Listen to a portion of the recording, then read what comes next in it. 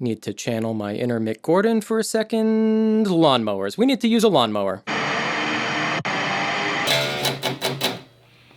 We need to go lower. Hi. Question. What would it sound like if Bury the Light from Devil May Cry 5 was given a proper helping of super low, angry Doom-style 9-string guitar? Well, in just a few short minutes, I, Jeffrey Day, am going to present what happens if Vergil absorbs a little bit of argent energy before his battle with Dante, and also Vergil has a super shotgun now. But wait, you say, Jeffrey, how did we even get here? Well, that's what this video is all about. But of course, you can use the timestamps below to skip ahead to the song if you really, really want to. And what I really want to do is say, this is Kina, and she makes all the thumbnail art for these videos. Her links are in the description below, so please go show her some appreciation for all the hard work she's been doing. Well, I don't know about you, but after that introduction, now I'm a little motivated. Let's pick apart Bury the Light and learn about the talented folks who made it. This is Casey Edwards, the masterful composer. He has credits on a lot of good stuff and a lot of great stuff. And wait, he works with Corridor? You've got to be kidding me. I love that channel. Dude, I'm nerding out right now. Luckily for me, it wasn't long until I found his live stream about Bury the Light. I mean, it has everything. He talks with the singer Victor, and then another singer, Allie, and then he breaks down the lyrics, and then he shows off a huge amount of the inside of his audio project. It seems like that main synth, what did he call it? The Wii U lead. Ah, right, that. Well, he singles it out so you can hear what it actually sounds like.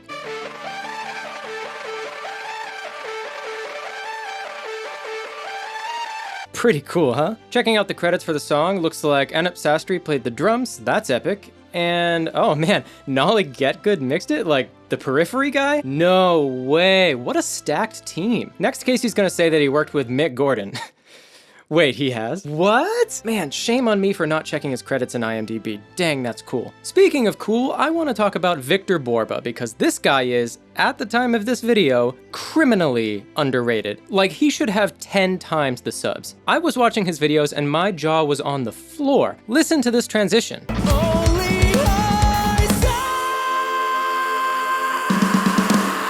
Dude. How? So anyway, Victor and Casey are legends, but after I spent all that time on the internet, I still had a few questions, so I reached out to Casey and had a good chat. One important thing I took away from the conversation was the value of experimentation and creating sounds from scratch or just trying weird stuff to see what happens. As you just saw, Casey has a YouTube channel, so give him a follow if you haven't. He is fantastic. Okay, I'm feeling really good about Bury the Light, so let's start laying down some tracks. You know, I actually didn't have a date scheduled for this cover until Andrew Baina brought it up and suggested that we work on it together. So for simplicity, we kept the arrangement and tempo the same. However, that doesn't mean we don't want to be heavily inspired by Doom Eternal guitar riffing, especially in that first part.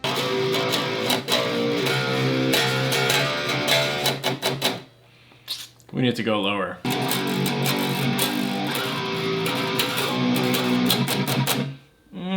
Lower. That's perfect. All right, he's sent over the stems.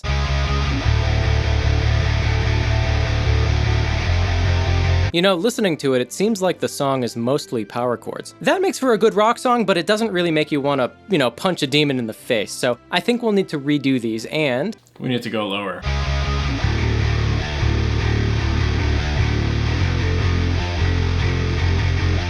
Ah, yeah, much better. This groove is so filthy, even a Garbador would be like, damn! I did make my job a little harder though, because instead of the chords, the guitar is playing only the bass notes now, which means I'll need to pick up the slack later with the synthesizers. I know some of you guys are guitar players, so while I get these stems plugged in, I'm gonna turn it over to Andrew for a second. So for this cover, I used 3 main instruments. For the bass guitar, I was using my Dingwall D-Rock. This is a 4-string bass tuned to C-sharp standard, there we go. As for the bass tone, I am using a plugin called Parallax by Neural DSP. Next up, I was using 2 guitars in this cover. This is the second of the guitars that I was using, which is an FGN Iliad 7-string.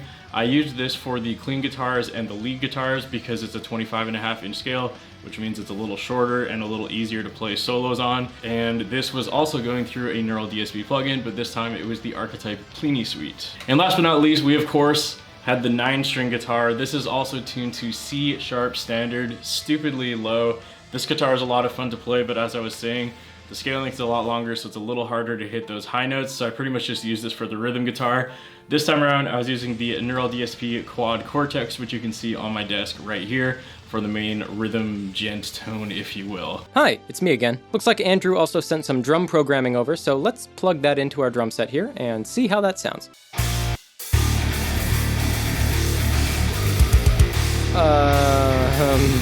Oh, he's not using the same software, I forgot. I gotta put everything back where it belongs, BRB. Okay, all fixed. Now, I gotta admit, I'm glad it sounds like a drummer now and not like 3 toddlers who broke into a practice space. I really love the ambience in the beginning of the song, so let's do a little sound design. All you need is a drum rack with some cool sounds in it. Add a big reverb on top, turned all the way up. And then add some extreme compression, or in my case, doom compression.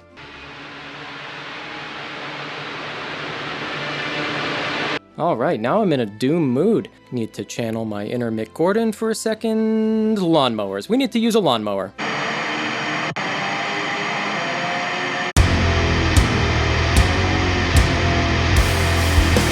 So in this part, there's like a little slidey violin thing going on. I'm just gonna do this all by ear.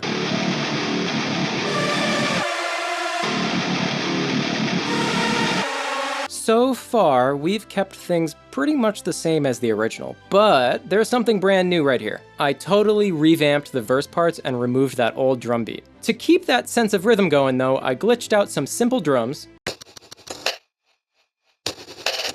and then ran a big reverb through distortion to make this kick and snare sound like musical explosions.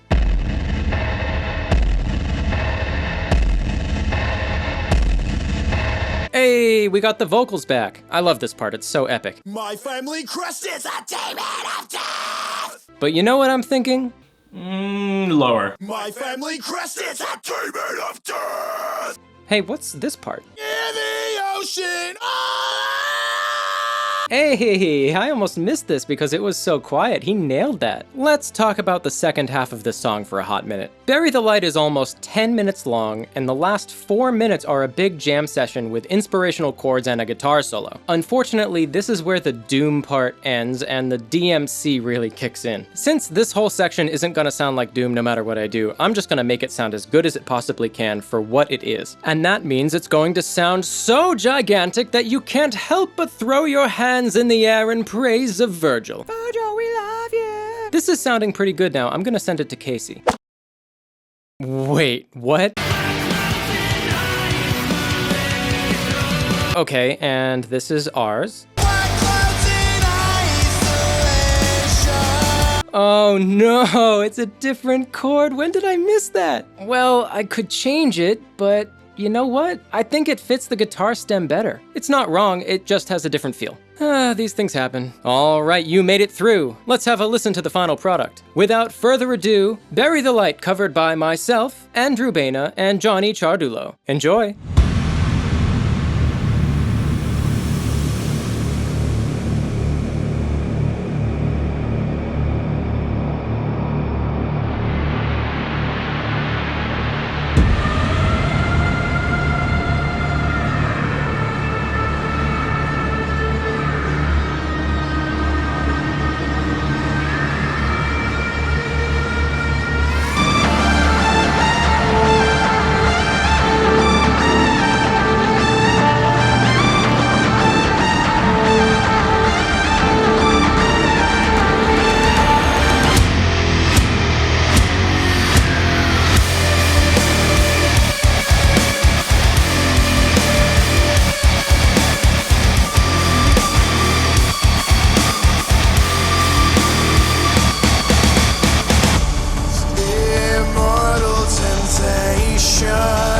Takes over my mind, condemned,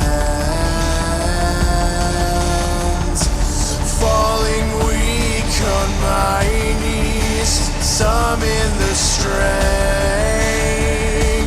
of mayhem.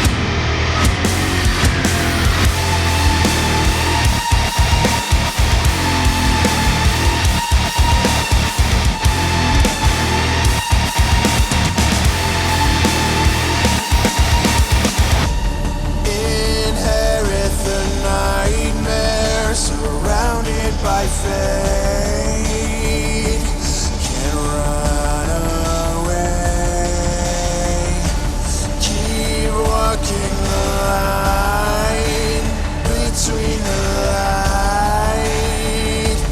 Let us reign. Through vacant halls I won't surrender.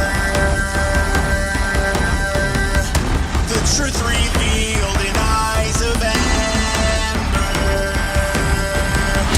We fight through fire and ice forever.